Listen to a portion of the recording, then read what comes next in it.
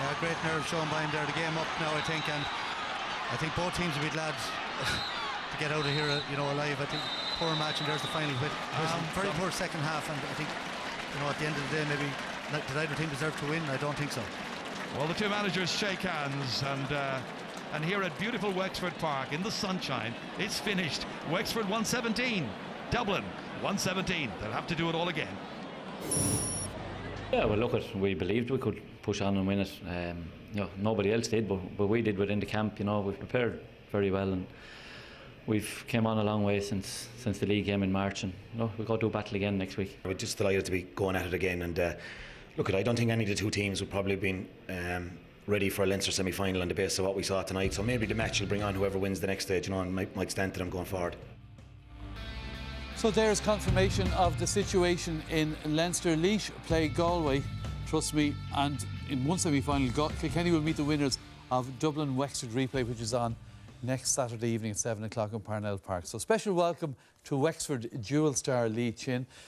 You played in the football today. We'll talk about the football later. The hurling last night. Are you exhausted after two senior championship games? Yeah, well, I am fairly tired. It's obviously going to happen, but feeling good. The weekend went well, so I'm happy enough. And what's your reaction to the game last night? I suppose we're disappointed in a way, but also happy. We were disappointed to come away with a draw, and we knew we kind of had them on the back foot, and we kind of let the game slip. We came away with a draw, but look, we didn't lose. It's a big turnaround from the league, when we get met by 16 points, Yeah. So.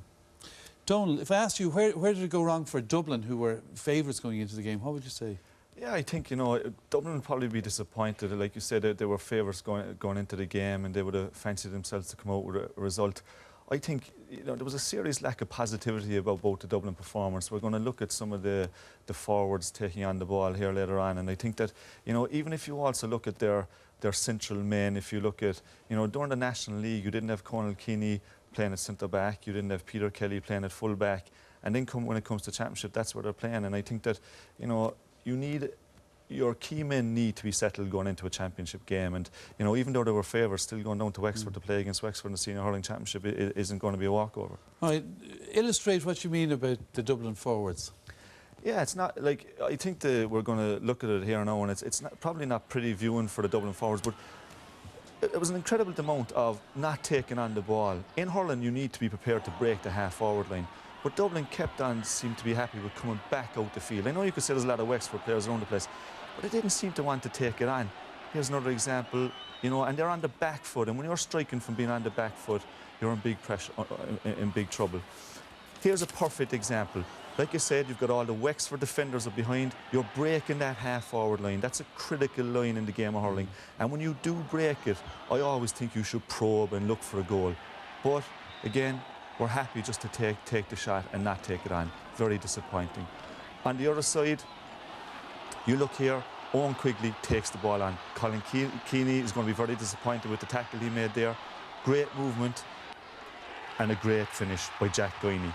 But the key thing there was that Owen Quigley was happy to take on the ball. Yeah. If you look here at the end, Shooty takes it on, and there's a very good finish from Eamon Dillon. Yeah. But when you do break the half-forward line, you need to be positive and to take it on. And for some reason, the Dublin forwards last night kept on turning around, and they weren't even, they took it, when they were taking it into contact, they weren't really taking it into contact. The first tap, right, and they were turning back around. On that goal, by the way, at the end, Mark Shute dropped the hurley. Was there complaints in the Wexford dressing room afterwards, Lee? No, not really. I only seen it myself when I got home and analysed it myself. I didn't. There was so many bodies around there. I didn't notice it. I presume, you can't blame the ref. I don't think he's seen it either. So he did drop the hurley, I suppose he did. And sure. Yeah, should we credit the Wexford defence though? In Donald's point, that. Yeah, well, Donald's there. It means breaking the half back line. That's what I mean. Go take the tackle, take the no pain, no gain, and then drive on. But Wexford had a lot of bodies back, and going down there last night,